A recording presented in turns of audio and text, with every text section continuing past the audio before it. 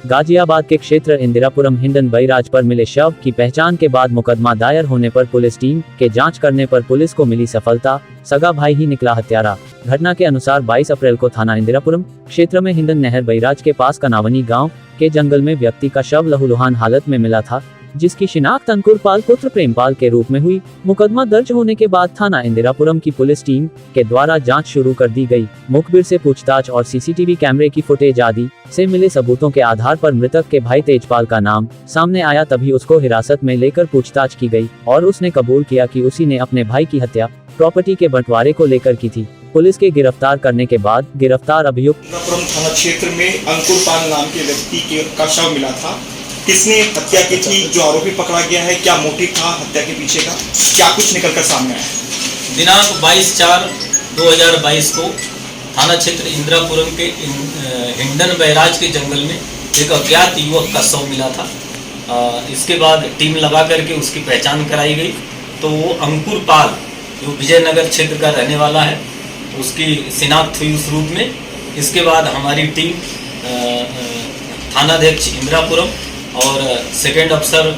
चंद्रकांत पांडे के नेतृत्व में टीम गठित करके केस को वर्कआउट करने का प्रयास किया गया, जिसमें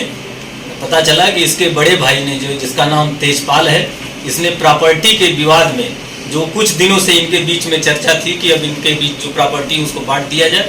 इसको ध्यान में रखते हुए कि अगर हम इसका मर्डर कर देंगे तो सारी प्रॉपर्टी हमें मिल जाएगी, इस मोटिव से प्रेरित होकर के वहाँ ले आकर के इसकी हत्या कर दी। सर, किस तरह से इस पूरे हत्याकांड को अंजाम दिया गया और किस प्यार से इसको मारा गया? आरोपी से पूछताछ में पता चला कि मिर्जापुर वेब सीरीज 2 देख करके ये प्रोत्साहित हुआ था और उसी ढंग से इसने प्लान किया था और सुबह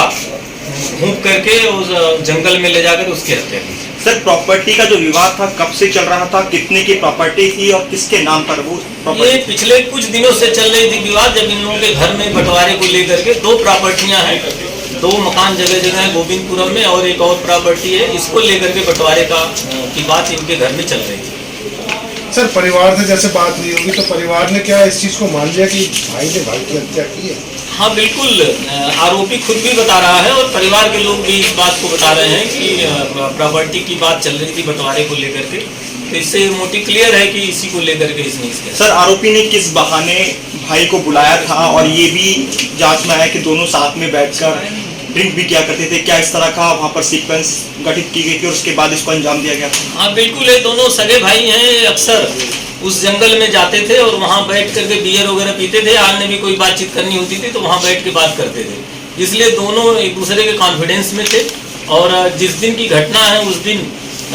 जो मृतक है वो अपनी मोटरसाइकिल से निकला था और आरोपी है वो अपनी स्कूटी से निकला था। आरोपी ने अपनी स्कूटी अपने कुछ दूर पहले ही खड़ी कर दी थी और अपने मृतक की मोटरसाइकिल पर बैठ करके उस जंगल में पहुंचा था।